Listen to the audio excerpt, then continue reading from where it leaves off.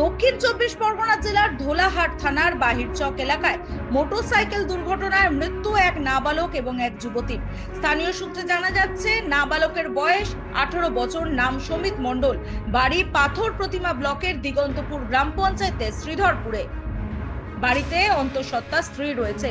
অন্যদিকে যুবতী কোয়েল রায়, বাড়ি জলপাইগুড়ি, বয়স আনুমানিক 20 বছর।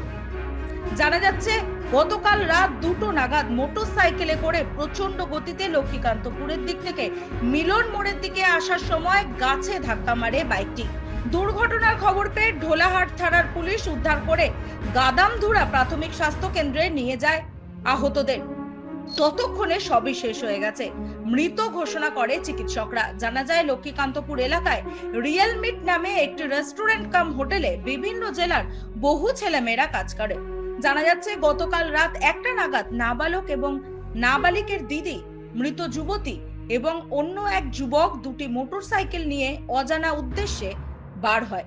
নাবালকের মোটরসাইকেলে ছিল মৃত যুবতী, অন্য একটি মোটরসাইকেল নিয়ে ছিল নাবালকের দিদি এবং অপরিচিত ওই যুবক। রাস্তায় দুর্ঘটনায় মৃত্যু হয় নাবালক এবং ওই যুবতীর।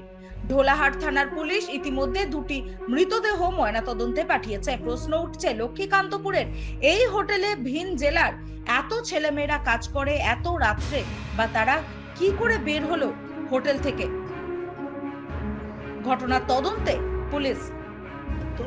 মেয়েটাও ওখানে কাজ করতো, ওরা এখানে বাড়ি ফিরছিল। ওদের বাড়ি আমাদের গুরদাসপুর হসপিটাল মোড়, বাড়িতেই ফিরছিল। এবার হঠাৎ করে সকালেই শুনলাম যে ঢোলার কাছাকাছি বা অন্য কোথাও ওদেরকে পুলিশ গাড়ি আটকেছিল বা দাঁড়িয়েছিল, ওরা দাঁড়ায়নি, গতিবেগ হারিয়ে গাছে বা কোথাও অ্যাক্সিডেন্ট করে মারা গেছে। ছেলেটা কি জানলেন? যে ও মারা গেছে, কিভাবে গেছে? গাড়ি অ্যাক্সিডেন্ট করে।